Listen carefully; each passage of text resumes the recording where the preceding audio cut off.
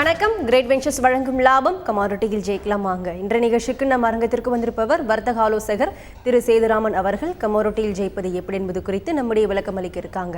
நேர்களை நீங்கள் செய்ய வேண்டியவை டிவி ஸ்கிரீனில் ஃபிளாஷ் ஆகிட்டு இந்த நம்பருக்கு டயல் செய்து உங்கள் கேள்விகளை கேட்கலாம். நீங்கள் தொடர்பு கொள்ள வேண்டிய தொலைபேசி எண்கள் 04430427777 and 04430632994. வாங்க நிகழ்ச்சி போகலாம். வணக்கம் சார். வணக்கம். நேற்றைய மார்க்கெட் வந்து ஓப்பன் க்ளோசிங் எப்படி இருந்தது, தென் அடுத்ததா month on month all commodities வந்து எப்படி ரியாக்ட் பண்ணும், அதை பற்றி சொல்லுங்கள் சார். மந்த் ஆன் மந்த் பார்த்தோன்னாக்க போன மாதம் கோல்டில் எம்சிஎக்ஸில் கோல்டு பார்த்தோன்னாக்க கிட்டத்தட்ட 3.66% வந்து கீழே விழுந்திருக்கு, சரிவை தொட்டிருக்குதுன்னு சொல்லலாம். அதுபோல் சில்வர் வந்து 7.06% கீழே இறங்கியிருக்கு. க்ரூடு தான் வந்து மேஜர் மைனஸ்ன்னு சொல்லலாம். கிட்டத்தட்ட 13% மேல் க்ரூடு வந்து விழுந்திருக்கு. அதுபோல் காப்பர் வந்து ஸ்லைட்டாக 0.31% வந்து சரிவை தொட்டது. நிக்கல் அதுமாரி வந்து -5.21% தொட்டிருக்கு. அதுமாரி லெட்டு பார்த்தோன்னாக்கா -3.12% தொட்டு இருக்குதுன்னு சொல்லலாம். ஸோ இதில் வந்து மெயினாக இந்த டாலர் இண்டெக்ஸ் வந்து ஒரு மாதிரி ஜம்ப் ஆனது, கிட்டத்தட்ட 4 வருட ஹையாக இருக்கிறதுனால ஒரு பெட்டர் ரியாக்ஷன் சொல்லலாம். அதனால தான் வந்து கோல்டு அண்ட் சில்வரில் வந்து ஒரு தாக்கம் வந்ததுன்றே கூறலாம். மேலும் கோல்டை பொறுத்தவரையும் பார்த்தோம்னாக்க போன மாதம் நம்மளுடைய இன்ஸ்பைட் ஆஃப் இந்தியாவுடைய டிமாண்ட் இருந்தாலும் ஓவராலாக வந்து கோல்டு வந்து விழ ஆரம்பிச்சதுக்கு மறு காரணம் பார்த்தோம்னாக்க யூஎஸ்னுடைய மேக்ரோ எக்கனாமிக் சிச்சுவேஷன்ஸ்னு சொல்லலாம். ஸோ மேலும் இந்த மாதம் கோல்டை பொறுத்தவரையும் பார்த்தோம்னாக்க நம்ம சொல்லிட்டு இருந்த அந்த ஸ்வீடன் ரெஃபரண்டம், அதாவது ஒவ்வொரு கண்ட்ரியும் வந்து கோல்டை வந்து ஒரு ரிசர்வ் பொருளாக வாங்குவதற்கு உண்டான ஆயத்தங்களை எடுத்துள்ளார்கள். அதில் வந்து ஸ்வீடன் வந்து இந்த நவம்பர் 30 வந்து ஆரம்பிக்கிறாங்க. ஸோ அதனால் இந்த மந்த் எண்டில் கோல்டில் வந்து ஒரு டேர்ன் அவுட் வரக்கூடிய வாய்ப்புகள் அதிகமாக தெரிகிறது. அதுபோல் நம்ம பேஸ் மெட்டல் எடுத்தோம்னாக்க சப்ளை டிமாண்ட் பேலன்ஸில் பார்த்தோம்னாக்க காப்பர் வந்து பார்த்தோம்னாக்க அதனுடைய டெஃபிசிட் வந்து அதிகமாக இருந்தாலும் இந்த வருஷத்தை விட நெக்ஸ்ட் இயரில் ஸ்லைட் சர்ப்ளஸ் வந்து காப்பரில் வரக்கூடும் என்று எதிர்பார்க்கலாம். அதுபோல் ஜிங்க் பார்த்தோன்னாக்க probable deficit shift to next இயருக்கு வந்து ஷிஃப்ட் ஆகிருக்குன்னு சொல்லலாம். ஸோ அதுமாரி நிக்கல் பார்த்தோன்னாக்க it is battling like same thing like zinc and aluminium. So அதுவும் வந்து மாடஸ்ட் சப்ளை இருந்தாலும் நெக்ஸ்ட் இயரில் டெஃபிசிட் வரக்கூடும். அப்படின்னா என்ன அர்த்தம்? It is going to be the positive trend to the மார்க்கெட்னு சொல்லலாம். கடைசியாக பார்த்தோன்னா க்ரூடு, தட் இஸ் நம்மளுடைய எனர்ஜி செக்டார். அதாவது க்ரூடு தான் வந்து கமாடிட்டினுடைய ஒரு முதல் என்ன சொல்கிறது, ஒரு லீடர்னு சொல்லலாம். அதை வச்சு தான் பாக்கி எல்லா இதுக்குமே வந்தது. ஸோ நம்மளுடைய ரெயினுக்கு வந்து மான்செஸ்டர் ஆஃப் இந்தியாங்கிற மாதிரி கமாடிட்டியை பொறுத்தவரையும் மான்செஸ்டர் ஏர்னா க்ரூடு தான். ஸோ அந்த க்ரூடு பார்த்தோம்னாக்க கிட்டத்தட்ட 4 months ஸ்ட்ரெயிட் ஃபால் வந்திருக்கு. அதுவும் மெயினாக இந்த அக்டோபர் மாதம் பார்த்தீங்கன்னா இட்ஸ் பிக்கஸ்ட் டிக்ளைன்னு சொல்லலாம். ஸோ கிட்டத்தட்ட 2012 பார்க்கும்பொழுது இதுதான் வந்து ரொம்ப பெரிய வீழ்ச்சின்னு சொல்லலாம்னு வச்சுங்களேன். ஸோ க்ரூடை பொறுத்தவரையும் ஒரு சில ஷார்ட் கவரிங் வந்து வரலாம் மார்க்கெட்டில். ஸோ அப்படி வந்ததுன்னா there must be some momentum க்ரூடில் வரக்கூடிய வாய்ப்புகள் இருக்கும். அதுபோல் நம்ம நேச்சுரல் கேஸ் எடுத்தோம்னாக்க இப்போ வந்து வின்டர் வந்திருக்கு, டேர்ன் டு பி மைல்டி புல்லிஷ், அதாவது நெகட்டிவ் ட்ரெண்ட்லேருந்து பாசிட்டிவ் ட்ரெண்டுக்கு வரும், மைல்டு புல்லிஷ் இருக்கக்கூடன்னு இருந்தாலும் இப்பொழுதைக்கு அதுலேயும் வந்து ஒரு ஸ்லக்கிஷ்னஸ் இருக்குன்னு கூட சொல்லலாம். ஸோ இதுதான் வந்து overall trend about the commodities compare with last month and இந்த மாதம் அந்த வருஷத்துக்கு இருக்குன்னு சொல்லலாம். நேற்றைய தினம் பார்த்தோன்னா அது போல் கோல்டு சில்வர் மறுபடியும் ஒரு வீழ்ச்சியை தான் தழுன்னு சொல்லலாம். க்ரூடுமே இன்றைக்கி ஃபர்தராக இன்றைக்கி காலையில் பார்த்தா கூட இன்டர்நேஷ்னல் மார்க்கெட்டில் விழுந்து தான் இருக்குது. ஸோ மெயினாக இது வந்து இந்த வீழ்ச்சி அப்படின்னு பார்த்தோம்னாக்க இந்த வீழ்ச்சிக்கான காரணம் குறித்து மேலும் விரிவாக பேசலாம். ஒரு நேர் பெங்களூர்லேருந்து வெயிட் பண்ணிட்டு இருக்காங்க. வணக்கம் விஜயகுமார். வணக்கம் மேடம், பேசுங்க விஜயகுமார். சார் வணக்கம் சார். வணக்கம், சொல்லுங்க. ஆக்சுவலா எனக்கு ஒரு டவுட் என்னன்னா, இப்போ சில்வர் அண்ட் கோல்டு வந்து இப்போ பிவோட் பாயிண்ட்ல விற்கலாங்களா இல்ல ரெசிஸ்டன்ட் பாயிண்ட்ல விற்கணுங்கிறாங்க, ஒரு டவுட் இருக்கு, அதை சொல்லுங்க. எனக்கு இன்னொரு டவுட் என்னன்னா, இப்போ ஏதாவது கோல்டு சில்வருக்கு தகுந்த மாதிரி ஏதாவது மேல வர்றதுக்கு உண்டான வாய்ப்புகளுக்கு தகுந்த நியூஸஸ் ஏதாவது வரக்கூடுமா அப்படிங்கறத சொல்லுங்க. என்ன அப்படி ரீசன் அப்படின்னா, இப்ப பிவோட் பாயிண்ட்ல நம்ம செல் பண்ணிட்டோம், நாம வந்து வெயிட் பண்ணிட்டு இருக்கும் போது இன் கேஸ் ஆஃப் ரெசிஸ்டன்ஸ்ல போய் நம்ம செல் மறுபடியும் இன்னொரு லாட் ஆவரேஜ் எடுக்கும் போது இப்ப நம்ம அந்த இடத்துல ஆவரேஜ் எடுக்கலாமா இல்ல எடுக்கக்கூடாது, ஸ்டாப் லாஸ் போட்டு வெளியேறணுமாங்கிறதுக்காக தான் நான் இப்ப இந்த கேள்வி கேட்கறேன் சார். அப்புறம் இன்னொன்னு, ஒரு க்ரூடு வந்து இப்போ சொல்லுங்க விஜயகுமார். அந்த மாதிரி சொல்லுங்க. க்ரூடுல மினிங்கிறதே ஒண்ணு இல்ல. அதுல வெறும் பிக் லாட் மட்டும் தான் எடுக்க வேண்டியதா இருக்கு. ஏன்னா இப்ப நான் இப்போ அனலைஸ் பண்ணி டெஸ்ட் பண்றதுக்காக கூட நம்ம அதுல ஃபார்முலாவை உட்கார வைக்கணும் அப்படின்னா நம்ம மேஜரா லாஸ் பண்ண வேண்டியது இருக்கு இல்லையா, அதுக்காக நான் கேட்கறேன் சார். அது ஏதாவது வருமா அந்த அப்படிங்கறது எனக்கு தெளிவுபடுது. Okay, good. சரி, அதாவது முதல்ல வந்து நீங்க தங்கம் மற்றும் வெள்ளிக்கு, கோல்டு அண்ட் சில்வருக்கு கேட்டிருந்தீங்க. அதாவது பிவோட் பாயிண்ட்ல விற்கலாமா இல்லை ரெசிஸ்டன்ஸ் பாயிண்ட்ல வந்து விற்றா பெட்டராக இருக்குமா அப்படின்னு சொல்லிட்டு. கோல்டு அண்ட் சில்வரை பொறுத்தவரையிலையும் ஒரு பெரிய ஃபால் வந்து கிட்டத்தட்ட இருந்துக்கிட்டே இருக்குது. ஸோ அதனால் இந்த லெவலில் வந்து ஒரு கவரிங், ஷார்ட் கவரிங் வரக்கூடும். ஸோ அதேமாதிரி ஷார்ட் கவரிங் வரும்போது நீங்கள் வந்து ஃபர்தர் ஃபால் இருக்குமா அப்படின்னு அடிக்கும்போது அடிக்கலாம். அடித்தா கூட ஸ்டாப் லாஸை ஸ்ட்ரிக்டாக யூஸ் பண்ணுங்கள். ஸோ நீங்கள் ஈவன் ரெசிஸ்டன்ஸ் லெவலில் விற்றாலும் ஸ்டாப் லாஸை யூஸ் பண்ணுங்கள். ஏன்னா every dip buying in gold and silver வந்து ஒரு மொமெண்டம் கொடுக்கக்கூடிய வாய்ப்புகளில் வந்து இப்போ வந்திருக்கு. மேபி நீங்கள் சொன்னது போல் கோல்டு சில்வரில் சில நியூஸ்கள் வரக்கூடும். ஸோ அது வந்ததுன்னா அதனுடைய இம்பேக்டும் மார்க்கெட்டில் இருக்குன்னு சொல்லலாம். சில்வரை பொறுத்தவரையிலையும் இப்போ நம்ம டைரக்ட் டெய்லி ட்ரெண்டுக்கு வந்தோம்னாக்க 35,000க்கு மேலே இருந்ததுன்னு வச்சுங்களேன். கிட்டத்தட்ட 35,000ங்கிறது 4 வருஷத்தினுடைய லெவலை வந்து தொட்டிருக்கு இப்போ. அதனால் ஷார்ட் டேர்ம் பையிங் வந்து அரௌண்ட் 35,123 அந்த லெவலில் வந்ததுன்னா ஒரு பெரிய ஸ்பர்ட் வந்து வரும் சில்வரில். ஸோ அதனால் every dip you buy silver. கோல்டை பொறுத்தவரையிலையும் 26,100லேருந்து 25,950 என்ற புள்ளிகளை வந்து ஸ்ட்ராங்காக பாருங்கள். அந்த லெவலில் வந்து என்ட்ரு ஆகலாம். It's a strong support level. So அதில் வந்து ஒரு மொமெண்டம் வந்ததுன்னா ஒரு 26,700 வரலையும் போகக்கூடிய வாய்ப்புகளும் அதிகமாக இருக்குன்னு சொல்லலாம். ஸோ ரெண்டாவது நீங்கள் கேட்ட கேள்வி வந்து க்ரூடை பொறுத்தவரையிலையும் என்ன பண்ணலாம் அப்படின்னு சொல்லிட்டு. க்ரூடில் வந்து மினி கிடையாது. க்ரூடு வந்து ஒரே இது தான் பண்ண முடியும். ஏன்னா அது வந்து அதுமாரி டிஃபைன் பண்ணலை. ஏன்னா உங்களுக்கு வந்து இட் இஸ் இன் பேரல் அப்படிங்கும்போது அதுக்கு தகுந்த மாதிரி தான் பண்ண முடியும். அதை வந்து குறைச்சி பண்ண முடியாதுங்கிறதுனால அதுமாரி வச்சுருக்காங்கன்னு சொல்லலாம். ஃப்யூச்சரில் வருமா அப்படின்னா உங்களை மாதிரி இன்வெஸ்டர்ஸ் கேட்கக்கூடிய கேள்விகளுக்கு வந்து நாங்கள் ரெப்ரசன்ட் பண்ணும்பொழுது சான்சஸ் எடுக்கலாம். இருந்தாலும் அதை நீங்கள் இப்போ எப்படி பண்ணுறதுன்னு கேட்டிங்க இல்லையா. இப்போ வந்து நீங்கள் வந்து க்ரூடில் வந்து உள்ளே என்ட்ரு ஆகணும். ஆனால் வந்து பெருசாக இருக்கிறதுனால அதிகமாக நஷ்டமாகுமோ அப்படின்னு சொல்லிட்டு உங்களுக்கு வந்து ஒரு தயக்கம் இருக்குது. அந்த தயக்கத்தை வந்து எப்படி வந்து நீங்கள் வந்து நிவர்த்தி செய்கிறதுன்னு கேட்டிங்கன்னா, இப்போ இதை வந்து என்ன சொல்லுவோம்னாக்க இட்ஸ் a passive ஆர்டர் அப்படின்னு சொல்லுவோம். அதாவது நீங்கள் இன்றைக்கி பார்க்குறீங்க க்ரூடு இந்த லெவலில் இன்றைக்கி விற்கலாம் அப்படின்னு உங்கள் மைண்டில் வந்து நீங்கள் அதை எழுதிக்கிறீங்க. அதை வந்து நோட்டில் எழுதி வச்சுங்க. இந்த லெவலில் விற்றுருக்கேன், இவ்வளோ இறங்கினா வந்து ப்ராஃபிட்டு, இவ்வளோ ஸ்டாப் லாஸ் அப்படின்னு நோட் பண்ணி வச்சுங்க. ஸோ அந்த ப்ராஃபிட் வரும்போது அந்த ப்ராஃபிட் லெவலில் அதை வந்து க்ளோஸ் பண்ணிங்க. அதே மாதிரி ஒரு வாரம் 10 நாளாக கண்டினியூஸாக அதே மாதிரி பேசிவ் ஆர்டர் போட்டு நீங்களே உங்களை வந்து பழகிக்கிங்க. அதுமாரி பண்ணும்பொழுது நீங்கள் வந்து க்ரூடை பொறுத்தவரையும் கரெக்டாக அதோடு நீங்கள் வந்து ட்ராவல் ஆகிறீங்களா அப்படின்னு தெரியும். கரெக்டாக ட்ராவல் ஆகிறீங்கன்னு தெரிஞ்சதுன்னா தாராளமாக நீங்கள் என்டர் பண்ணலாம். இதை தவிர கிரேட் வெஞ்சர்ஸில் கொடுக்கக்கூடிய அந்த கால்ஸ், அந்த லெவல்ஸை வந்து நீங்கள் வந்து அதை கரெக்டாக ஃபாலோ பண்ணிங்கனாக்க ஓரளவுக்கு உங்களால் வந்து சக்ஸஸ்ஃபுல்லாக வந்து கேப்சர் பண்ண முடியும் ட்ரெண்டை. நிச்சயமா சார். க்ரூட் ஆயில் வந்து எப்படி ட்ரேட் பண்ணணும் என்பதை பற்றி ரொம்ப டீட்டெயில்டாக சொன்னீங்க. நெக்ஸ்ட் காலர் லைனில் இருக்காங்க. வணக்கம் ஓம் பிரகாஷ். சார் வணக்கம் சார். எனக்கு வந்து 2 கேள்வி இருக்கு. ஒன்னு பாத்தீங்கன்னா இப்ப வந்து டேலைட் சேவிங் வந்து யூஎஸ்ல மார்க்கெட்ல இப்ப ஆரம்பிச்சிருச்சு. அதனால வந்து எனக்கு வந்து நான் வந்து யார்கிட்ட கேட்டாலும் எனக்கு கரெக்டான டைமிங் சொல்ல மாட்டாங்க. யூஎஸ்ல வந்து இப்போ மெட்டல்ஸ் தனியா, எனர்ஜி தனியா, அக்ரி தனியா ஒவ்வொன்றும் ஒரு டைம்ல ஓபன் ஆகுதுன்றாங்க. யூஎஸ் மார்க்கெட்ல கமாடிட்டி க்ரூட் ஆயில் ஈவினிங் எத்தனை மணிக்கு ஓபன் ஆகுது சார் இந்தியன் ஸ்டாண்டர்ட் டைம்ல?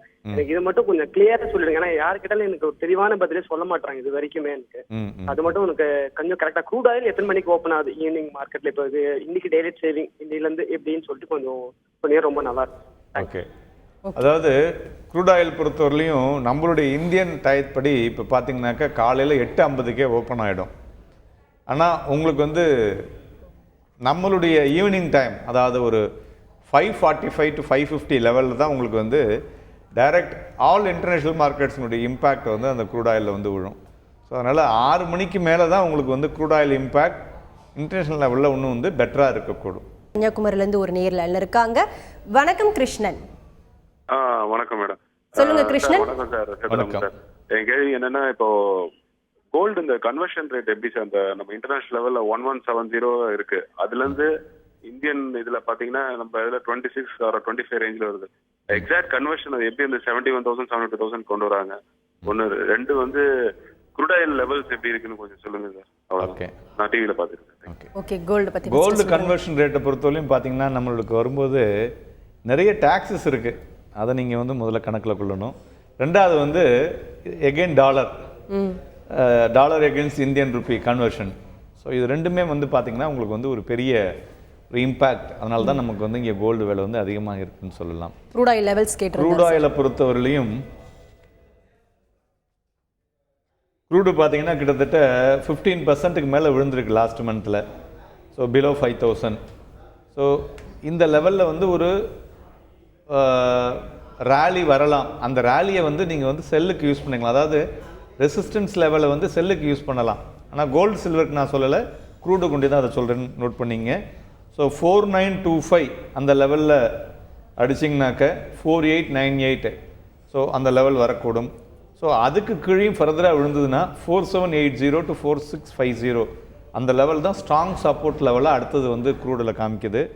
மேலே அதுமாரி அதில் பெரிய ரேலி அப்படின்னு பார்த்தோன்னா 5000 மேலே தான் பெரிய ரேலியே. அதுக்கு முன்னாடி எதுவுமே பெரிய ரேலியே க்ரூடில் காமிக்கல. மேபி அது வரலையும் ஏதாவது ஒரு பெரிய ஒரு ரேலி, ரிலீஃப் ரேலி மாரி வந்ததுன்னா அந்த லெவலில் நீங்கள் வந்து விற்று வாங்கலாம். மேலும் பேசலாம் சார். புதுக்கோட்டையிலிருந்து ஒரு நேரில் இருக்காங்க. வணக்கம் சரவணன். வணக்கம் மேடம். சார் பேசுங்க சரவணன். சார் வணக்கம் சார். வணக்கம் சார். கமாடிட்டி அட்வைசரி வெப்சைட், ஒரு வெப்சைட்ல 30,000 சில்வர் வரும்னு போட்டிருந்தாங்க. அதே 30,000 பிரேக் பண்ணா 26,000 வரும்னு போட்டிருந்தாங்க. அதே நேரத்துல நேத்து ஹரிஹரன் சார் வந்து பேசும்போது இந்த கோல்டு சில்வர் வந்து கோல்டு சில்வர் இன்னும் ஒரு 1 இயருக்கு ஒரு 6 months ரேஞ்ச் பவுண்டா தான் இருக்கும், மேல போகாது, கீழே இறங்காத அப்படிங்கிற மாதிரி சொன்னாங்க. இது வந்து டைமா வந்து பொசிஷனலா வாங்கி வைக்கிறதுக்கு சில்வர் இல்ல இன்னும் வெயிட் பண்ணலாமா? நான் டிவில பாக்குறேன். ஓகே, பொசிஷனல் சில்வர் வாங்கி வைக்கிறதுக்கு இது நல்ல டைம்னே சொல்லலாம். அதாவது வந்து 35,123 அப்படிங்கிற லெவலில் நீங்கள் வந்து சில்வரை வந்து வாங்கி வைக்கலாம். ஸோ அதுலேருந்து ஒரு மொமெண்டம் வரக்கூடும். ஸோ அந்த மொமெண்டமில் வந்து ஒரு 500லேருந்து 1000 புள்ளிகள் ஏறணும்னு வச்சுக்கலாம். உடனே அதில் விற்கிறதுல உங்களுக்கு ஒன்றும் தவறு கிடையாது, நல்ல ரிட்டர்ன் தானே கொடுக்குது. ஒரு 2-3 நாளுக்குள்ளேயே அந்த ரிட்டர்ன் கொடுத்துன்னு வச்சுக்கலாம், விற்றுட்டு திருப்பி வாங்கிக்கலாம். ஸோ அவர் ஹரிஹரன் சார் சொன்னது போல் ரேஞ்ச் பவுண்ட் ஆக்டிவிட்டி கோல்டு சில்வரில் இருக்கக்கூடும். ஸோ ஏன்னா மெயினாக வந்து என்னென்னு பார்த்தீங்கன்னாக்க யூஎஸ் எக்கானமி இஸ் இம்ப்ரூவிங், எல்லா இடத்துலையும் வந்து ஓரளவுக்கு பெட்டர் பொசிஷன் இருக்குது. ரெண்டாவது வந்து டாலர் வந்து ஸ்ட்ரெங்தனிங் டே பை டே இருந்துகிட்ருக்கு. ஸோ அதனால் உங்களுக்கு வந்து பெரிய அளவில் கோல்டு சில்வரில் வந்து அந்த மொமெண்டம் வந்து ட்ரிகர் ஆகக்கூடிய வாய்ப்புகள் டிலே ஆகுது. பட் இருந்தாலும் ஒரு 5% 10%க்குள்ளே தான் வந்து ட்ரேட் ஆகும். சார், நேற்றைய மார்க்கெட்டில் வந்து கோல்டு அண்ட் சில்வர் வந்து வீழ்ச்சியுடைய காரணம் என்ன? தென் அதே மாதிரி gold slips again on renewed selling, silver extend losses சொல்லியிருக்காங்க. ஸோ உங்களோட வியூஸ் என்ன சார் இதில்? நேற்றைய தினம் கோல்டு அண்ட் சில்வர் விழுந்ததுக்கு மறுபடியும் டாலர் இண்டெக்ஸ், அதுமாரி க்ரூடு, அதுபோல் வந்திருக்கக்கூடிய யூஎஸ்னுடைய மேக்ரோ எக்கனாமிக் டேட்டாஸ் பெட்டராக இருக்குது. மறுபுறம் பார்த்தோன்னா சைனீஸ் எக்கானமி வந்து இன்னும் ஸ்டில் ஸ்லக்கிஷாக தான் இருக்குது. சைனீஸ் எக்கானமியில் பெரிய இம்ப்ரூவ்மெண்ட் வரல. ஸோ இது எல்லாமே வந்து ஒரு மாதிரி ஒரு யூரோப்லேயும் இன்னும் ஸ்டில் எக்ஸ்பெக்டிங் சம் மொமெண்டம், அதுவும் வரல. அதனால் திருப்பி மறுபடியும் ஒரு டிவைன்னு சொல்லலாம். ஸோ அது வந்திருக்கு, வெயிட் பண்ணி பார்க்கலாம். தொடர்ந்து பேசலாம் சார். கோவிலிருந்து அடுத்த நேரில் இருக்காங்க. வணக்கம் ராம்குமார். ஹலோ, சொல்லுங்க ராம்குமார். கமாடிட்டி மார்க்கெட் குறித்து உங்க கேள்வி என்னன்னு கேளுங்க. சார்ட்ட பேசுங்க. பேசுங்க. சொல்லுங்க சார். இப்போ கமாடிட்டியில வந்து சொல்லுங்க சார். சொல்லுங்க, தொடர்ந்து பேசுங்க. கமாடிட்டி மார்க்கெட்ல வந்து சார்ட் யூஸ் பண்றாங்களேங்க சார். அந்த சார்ட்டுக்காக பார்த்தா அது ஓகே ஆகுமா என்னங்கிறது தெரிஞ்சுக்கணும் சார். ஓகே, சார்ட் தாராளமாக உபயோகப்படுத்தலாம். சார்ட்டுங்கிறது என்னன்னு கேட்டிங்கனாக்க ஒரு விஷுவலாக அதனுடைய ஏற்ற இறக்கங்களை நீங்கள் வந்து கண் முன்னாடி நிறுத்திக்கிறீங்க, அவ்வளோதான்.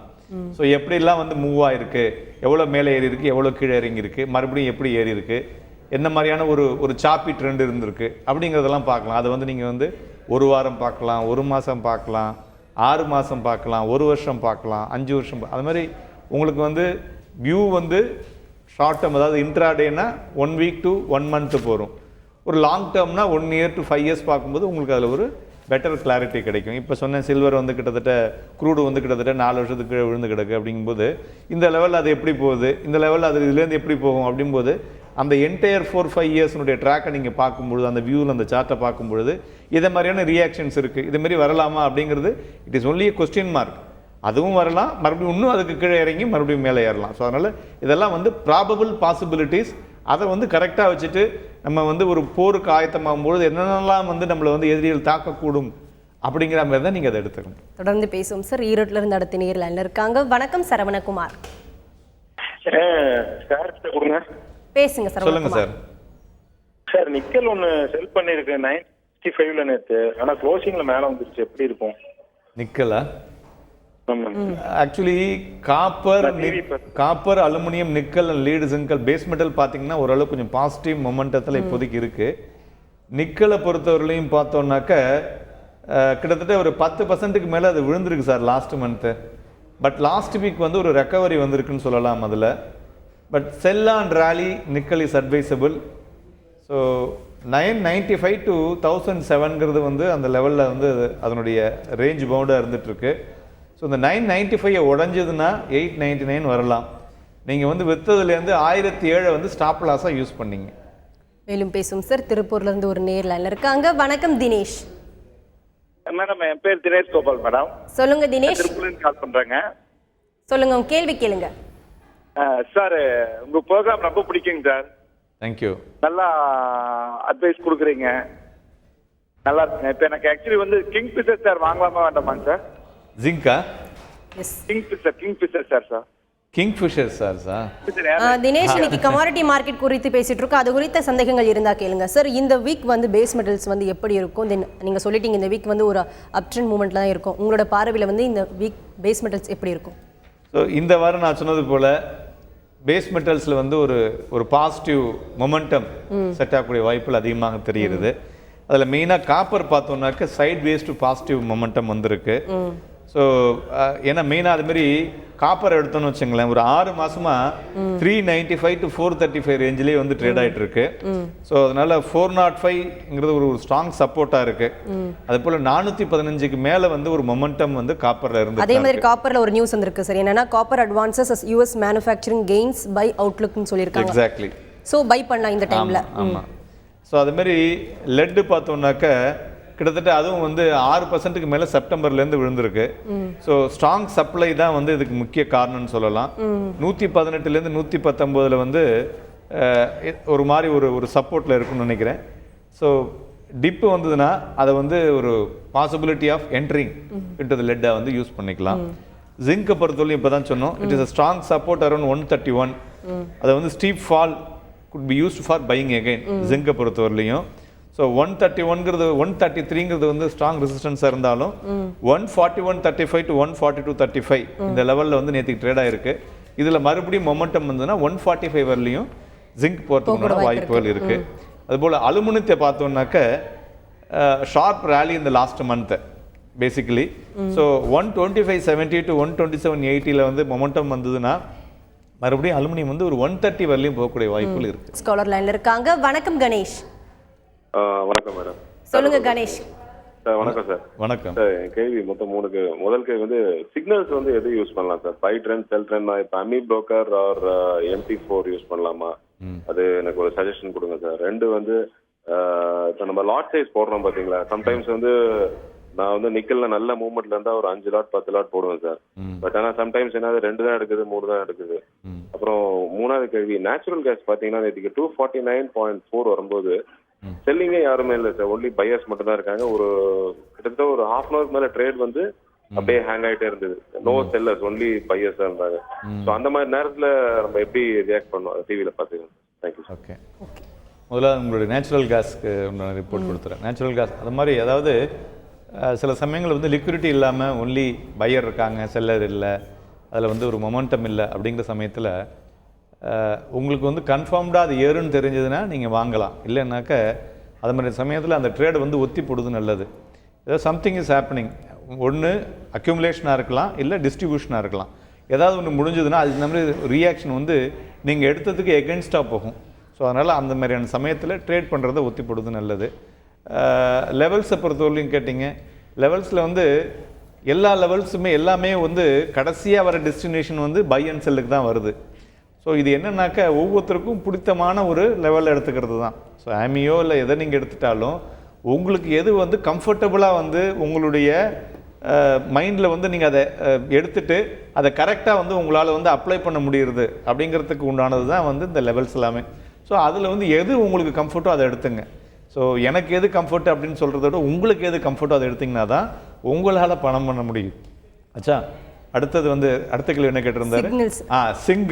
ஜிங்கை பொறுத்தவரையிலையும் நீங்கள் வந்து ஒரு 5 லாட் விற்கிறீங்க, 10 லாட் விற்கிறீங்க அப்படின்னா 2 லாட் 3 லாட் தான் போகிறதுனாக்க நீங்கள் அந்த இடத்துல என்ன பண்ணணும்னு கேட்டிங்கனாக்கா, நீங்கள் விற்கும் பொழுது கவனிக்க வேண்டியது என்னென்னு பார்த்தீங்கன்னாக்கா லாஸ்ட் ட்ரேடட் ப்ரைஸ். ஸோ அந்த லாஸ்ட் ட்ரேடட் ப்ரைஸ்லேருந்து ஒரு 25 பைசா அல்லது 50 பைசா மேலே போடுங்க. அப்போ தான் நீங்கள் போடக்கூடிய அந்த 5 லாட்டும் ஆக்டிவ் ஆர்டரை இம்மீடியட்டாக எடுத்துக்கும். இல்லைன்னா அது வந்து பேசிவ் ஆர்டராக தான் போகும்.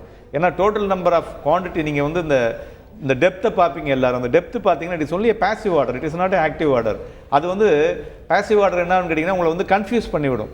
அதனால் பெட்டர் வந்து ஆல்வேஸ் இந்த லாஸ்ட் ஆர்டர் ப்ரைஸை பாருங்கள். அதை பார்த்துட்டு உங்களுக்கு நீங்கள் என்ன பண்ணணும்னு நினைக்கிறீங்களோ அதுலேருந்து வந்து நீங்கள் வாங்கணுன்னா ஒரு 50 பைசா மேலே போட்டு வாங்குங்க, விற்கணுன்னா ஒரு 50 பைசா கீழே போட்டு விருங்க. அப்போ தான் உடனே வந்து அதனுடைய ரியாக்ஷன்ஸ் இருக்கும். இது வந்து ஒரு 100-150 ரூபாக்குள்ள ஒரு 1000, 2000, 3000க்கு மேலே வச்சுன்னா ₹1, ₹2 மேலே போட்டால் தான் நமக்கு வந்து we will get into the active order. See, இன்ட்ராடேங்கிறது என்னென்னா ஆக்டிவாக பண்ணுறது. பாசிவ் ஆர்டர் எப்போ வரும்னாக்கா it is only for long term. எனக்கு 1 மாதம் கழிச்சு விற்க போகிறேன், 1 மாதம் கழிச்சு கிடைச்சா கூட பரவாயில்லைங்கிறவங்க தான் பாசிவ் ஆர்டரை போவாங்க. அதனால் இன்ட்ராடே ட்ரேடர்ஸ் எல்லாருமே தயவு செஞ்சு do it as a active trading. தொடர்ந்து பேசலாம் சார். லாஸ்ட் காலர் லைன்ல இருக்காங்க. வணக்கம் ராஜா. வணக்கம் சார். சொல்லுங்க ராஜா, கமாடிட்டி சந்தை குறித்து கேள்வி கேளுங்க. ஐயா கிட்ட பேசுங்க. வணக்கம், சொல்லுங்க. சார் வணக்கம் சார். சார் இப்போ இந்த குரூட் ஆயில் இன்ட்ராடே பண்றோம் இல்லைங்களா, அதுல வந்து டார்கெட்டு ஸ்டாப் லாஸ் இந்த மாதிரி ஏதாவது ஒரு வச்சுக்கிற ரேஷியோ ஏதாவது இருக்குங்களா சார்? இப்போ 10 பாயிண்ட் டார்கெட்டு, ஸ்டாப் லாஸ் வந்து 10 பாயிண்ட் அப்படி வைக்கலாமா, இல்லை எந்த மாதிரி ரேஷியோவில் வச்சுக்கலாம்? அதாவது 2:1. அதாவது வந்து நீங்கள் ப்ராஃபிட் ₹1 ஸ்டாப் லாஸ் ₹2 வச்சுங்க. சார் ஃபைனலாக ஒரு கேள்வி, ஹியூமன் ஃபிளாக் ஃபார்மேஷன்ஸ் பற்றி சொல்லுங்கள், நடக்க இருக்குது, அதை பற்றி சொல்லுங்கள் சார். அதாவது நம்மளுடைய கொடிநாள், அதாவது இராணுவ கொடிநாள் வந்து டிசம்பர் 7ஆம் தேதி அன்னைக்கு கொண்டாடுறாங்க.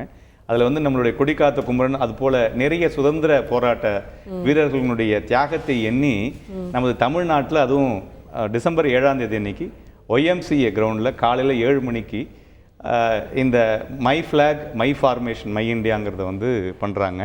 இதை யார் பண்ணுறாங்கன்னு பார்த்தீங்கன்னாக்கா இதை வந்து அசோசியேஷன் ஆஃப் ரோட்டரி இன்டர்நேஷ்னல் இதை பண்ணுறாங்க. இந்த பெரிய ஒரு கிட்டத்தட்ட ஒரு இதை வந்து ஒரு கின்னஸ் ரெக்கார்ட் லெவலில் கொண்டு போகலாம் அப்படிங்கிற மாதிரி கொண்டு வராங்க.